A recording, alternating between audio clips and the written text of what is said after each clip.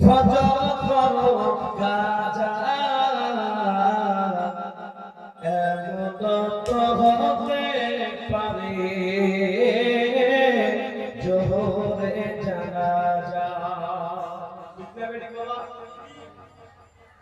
আমার বাংলাতে বুঝতে পারছেন তো? কেমন করে ঘুমাও তুমি জোহর করো কাজা এমন তো হতে পারে আসরে জানাজা। কেমন করে ঘুমাও তুমি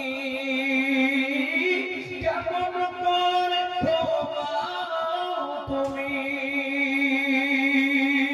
মাগরিব করো কাজা এমন তো হতে পারে এসাকে বাজানা যা। এসা করো জানতে হয়েছে না হয় না হয়েছে বাবা। কেমন করে ঘুমাও তুমি কেমন করে ঘুমাও তুমি এসা করো কাজা এমন তো হতে পারে ফজরে জানাজা। হে মুসলমান, আপনারা যে মসজিদ বানিয়েছেন বলুন এই মসজিদটাতে জুমার দিন ছাড়া অন্য দিন পূর্ণ হয়? চিন্তা বলেন, জুমার দিনে একবারে পূর্ণ হয়ে যায়, কিন্তু বলুন 5 ওয়াক্ত নামাজে আযান দেন আপনাদের মসজিদে কটা মাইক আছে? যে বলো দুটা মাইক আছে না? আযান দিচ্ছে না? আল্লাহু আকবার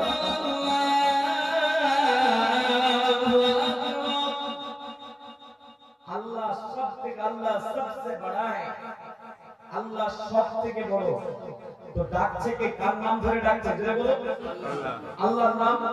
কিন্তু নেতা মাথা ডাকের লোক বেশি যায় না আল্লাহর নামে বেশি যায়? জোরে বলো। নেতা মাথাকে তারা বড় করলো না আল্লাহকে বড় করলো? আল্লাহকে বড় করলো নেতাকে। আর নেতাকে বড় করে নেতা নামাজ পড়ে তো? বেশি অংশ নেতা বেনামাজি না নামাজি? বেনামাজি। পাক্কা বেনামাজি। যারা বলছে না তারা বলছে যে আমরা বলবো না, বললে বুঝতে মেম্বার মারবে নাকি? চিন্তা করে গেছে। এই বাবা, আমি আপনাদেরকে বলি আযানের শব্দগুলো একবার মনে করে শুনি। বলবো আযানের শব্দগুলো বলবো? বলেন ভালো করে বুঝেন, তারপরে ওয়াজ শুরু হচ্ছে।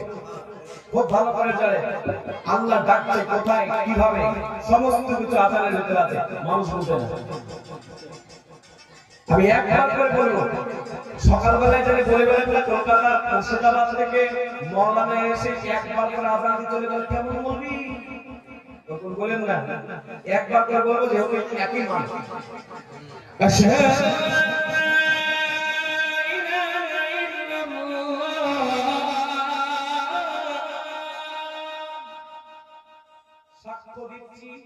गवाही देता हूं कि अल्लाह एक है। जोर से बोले अल्लाह एक है।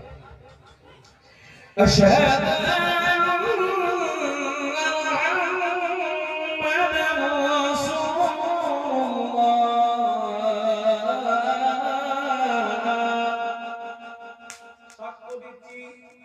মুহাম্মদুর রাসূলুল্লাহ আল্লাহর প্যারা রাসূল। তারপর কোথায় ডাকছে দেখুন,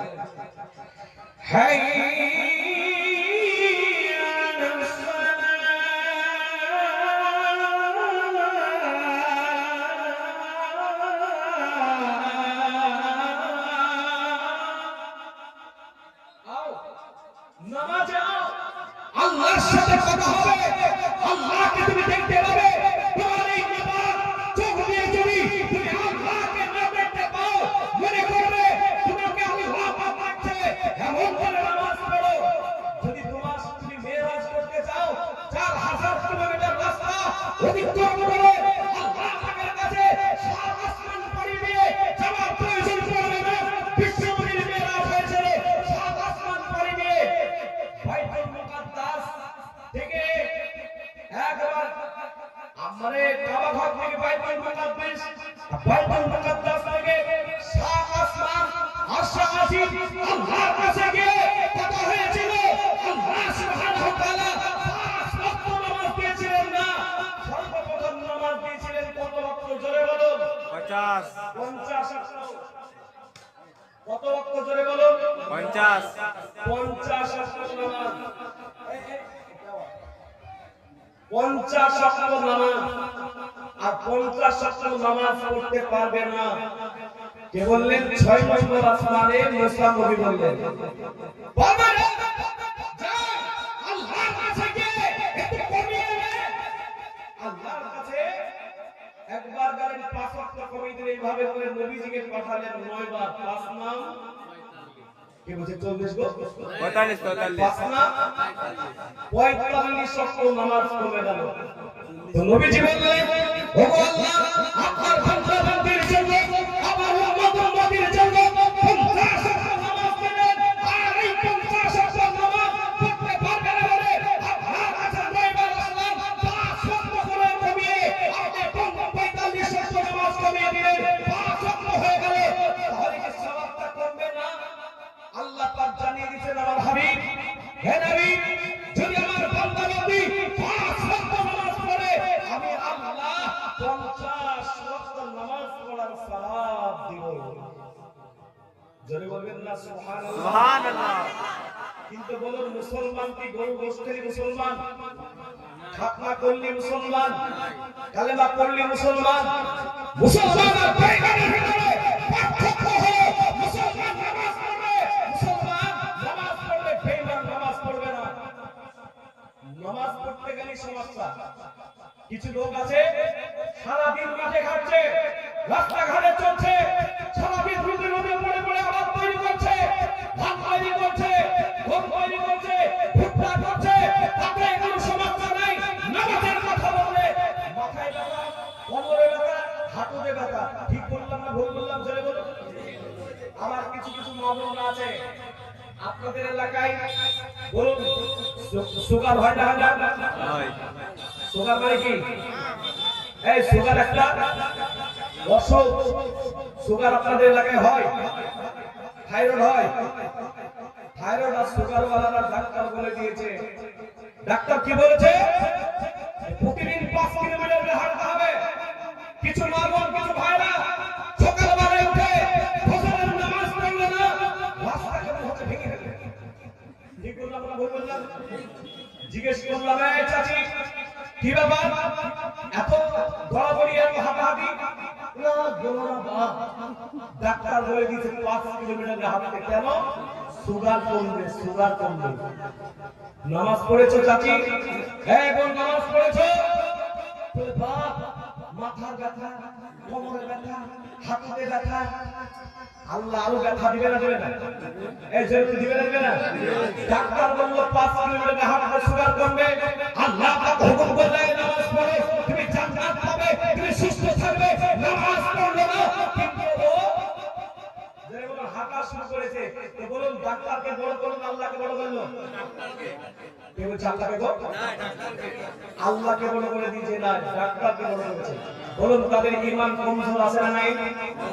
ধরে বলুন, আল্লাহ পাক বলেছে, এই বান্দাবান্দি, তুমি নামাজ পড়ো, দাঁড়িয়ে নামাজ পড়ো, দাঁড়িয়ে যদি নামাজ না পড়তে পারো, বসে বসে নামাজ পড়ো, বসে বসে যদি নামাজ না পড়তে পারো, শুয়ে নামাজ পড়ো, যদি তাও না পড়ো, ইশারা করে নামাজ পড়ো। এক ওয়াক্ত জেনে শুনে কেউ যদি নামাজ ছেড়ে দেয়, 2 ওয়াক্ত 80,000 বছর তাকে জাহান্নামে থাকা লাগবে। এক ওয়াক্ত নামাজের কত দাম বাবা বলুন? তাহলে জোরে বলুন, আমরা প্রত্যেকে নামাজ পড়ব, বলুন ইনশাআল্লাহ।